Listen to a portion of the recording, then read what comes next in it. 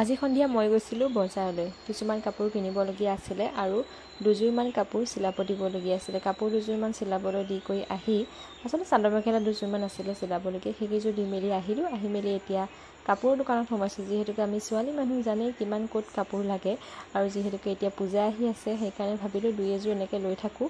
মানে পূজাৰ ওচৰত কি হয়, বহুত বেছি ভিৰ হয় আৰু একদম ভাল ভাল কিযোৰ নেপাওঁগৈ, মানে তেনেকুৱা নিচিনা হৈ যায়। চাবচোন পূজাৰ ওচৰলৈ থাকোঁতে কি হয়, একদম কাপোৰ নাইকিয়াই হৈ যায়গৈ। সেইকাৰণে দুযোৰমান আহিছোঁ এতিয়া চাবলৈ দোকানলৈ। এয়া চুইজাৰ ল'ম বুলি ভাবিছোঁ, তাকে এতিয়া চাই আছোঁ ৰ'ব।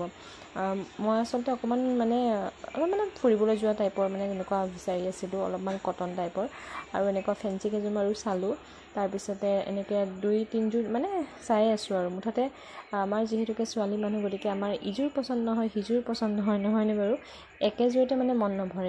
আৰু লাষ্টত গৈ কি হয় গৈ জানেনে, সি প্ৰথমতে যিযোৰ চোৱা যায় সেইযোৰে লোৱা হয়। আমাৰ ক্ষেত্ৰতো তেনেকুৱা হ'ল, ইমানবোৰ চুইজাৰ চাই সেই লাষ্টত প্ৰথম যিযোৰ চাইছিলোঁ সেইযোৰে লোৱা হ'ল। আৰু বাকী এতিয়ালৈ আহিছোঁ, আকৌ পিছত লগ পাম দেই, বাই।